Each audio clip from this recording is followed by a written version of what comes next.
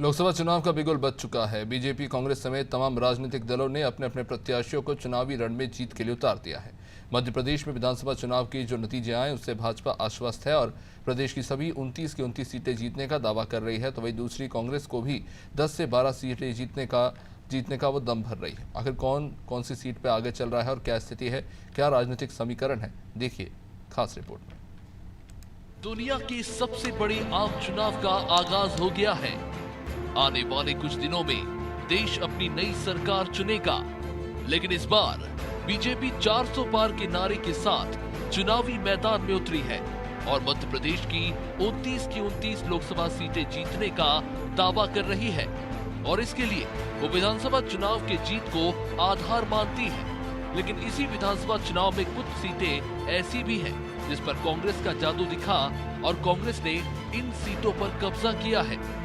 ऐसे में कांग्रेस का भी भरोसा है कि वो लोकसभा चुनाव में 10 से 12 सीटें जरूर जीतेगी। अगर विधानसभा वार बीजेपी और कांग्रेस के प्रदर्शन पर नजर डालें तो छिंदवाड़ा की 7 विधानसभा सीटों में से कांग्रेस ने 7 जीती है। मुरैना की 6 विधानसभा सीटों में से 3 बीजेपी तो 3 कांग्रेस ने जीती है। भिंड की 5 सीटों में से 3 बीजेपी तो 2 कांग्रेस ने जीती है।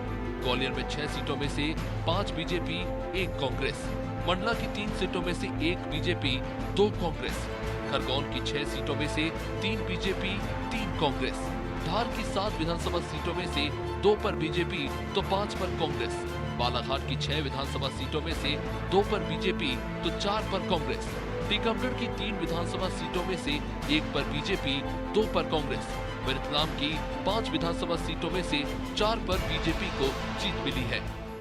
कांग्रेस मानती है इन सीटों पर विधानसभा चुनाव में उसे जीत मिली थी तो लोकसभा चुनाव में भी उसे फायदा होगा। इनमें से कुछ सीट पर कांग्रेस ने अपने प्रत्याशियों की घोषणा कर दी है। ऐसे में कांग्रेस का दावा है कि वो इन सीटों पर तो जीत दर्ज करेगी ही, साथ ही अन्य सीटों पर भी जीत का परचम लहराएगी। देखिए, विधानसभा चुनाव के नतीजे भले ही हम उसमें सीटों में कन्वर्ट ना कर पाए हों, लेकिन फिर भी कई लोकसभा सीटें ऐसी हैं जहां पर मत प्रतिशत कांग्रेस का ज्यादा है और साथ ही साथ आप देखें कि वहां पर विधायक हमारे जैसे आप छिंदवाड़ा जिला है, बालाघाट है, भिंड है, मुरैना है और टीकमगढ़ लोकसभा का क्षेत्र है और इसके अलावा आप उधर रतलाम झाबुआ देखें तो और खरगोन देखें तो ऐसे कई लोकसभा क्षेत्र हैं जहां कांग्रेस के उम्मीदवार ज्यादा जीते हैं और मत प्रतिशत हमारा वहाँ भाजपा से ज्यादा है। तो उम्मीद करते हैं हम कि हमारी 15 से 16 सीटें हम इस बार के लोकसभा चुनाव में मध्य प्रदेश से जीत के आएंगे हर स्थिति में। वही बीजेपी की बात करें तो 2023 की लोकसभा चुनाव में बीजेपी को मध्य प्रदेश में 163 सीटों पर जीत मिली है। साथ ही वोट प्रतिशत में भी इजाफा हुआ था। लिहाजा भाजपा का मानना है कि विधानसभा में मिले प्रचंड बहुमत के आधार पर लोकसभा में भी बीजेपी 29 सीटों पर विजय पताका फहराएगी। देखिए, सपने देखना कांग्रेस की आदत बन चली है, इसीलिए रोज कमलनाथ जी के नाम के आगे भावी, अवश्यम भावी, आ रहे हैं, आ रही सरकार, आ रहे हैं कमलनाथ, रोज इस तरह के स्लोगन देते थे कि गणतंत्र दिवस पे झंडा वंदन करेंगे। क्या हालत हुई, सुपड़ा साफ हो गया।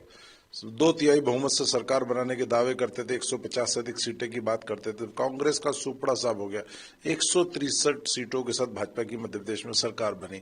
फिर सपने देखना चालू हो गए, लोकसभा में सपने देख रहे हैं। मध्य प्रदेश में कांग्रेस का खाता भी नहीं खुलेगा, 29 में से 29 सीटें भाजपा जीतेगी।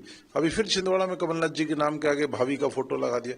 शर्म ही नहीं आती इन कांग्रेसियों को, इतनी बुरी तरीके से हारने के बाद भी अभी भी सपने देख रहे। जनता साथ नहीं, रोज कांग्रेस छोड़ने वालों की लाइन लगी, पलायन हो रहा है कि कांग्रेस में रहना नहीं चाहता, कांग्रेस में कोई चुनाव नहीं लड़ना चाहता, दावेदार नहीं मिल रहे, प्रत्यक्ष नहीं मिल रहे, फिर सपने देख रहे जीतने के। बहरहाल विधानसभा चुनाव के नतीजों को आधार माने तो कांग्रेस जीत को लेकर कयासों से ऊपर उठकर बात करती है, तो वही भाजपा सभी 29 सीटें जीतने का दम भर रही है। कांग्रेस द्वारा जारी लोकसभा की 10 सीटें ऐसी हैं जहां विधानसभा चुनाव में कांग्रेस को काफी फायदा हुआ था और कांग्रेस ने यहां से काफी विधानसभा की सीटें जीती थी। इसी को आधार मान करके इस लोकसभा चुनाव कांग्रेस काफी आश्वस्त नजर आ रही है। वही बीजेपी का मानना है कि उनको पिछले विधानसभा चुनाव में वोट प्रतिशत ज्यादा मिला था। चुनाव को लेकर के दोनों दलों के अपने अपने तर्क हैं। उनका मानना है कि चुनाव में हमें फायदा मिलेगा। देखने वाली बात यही होगी कि जब आने वाला चुनाव परिणाम होगा तो किसके पक्ष में जाएगा। कैमरामैन अरविंद के साथ दुर्गेश गुलशन यादव, अनादि टीवी, भोपाल।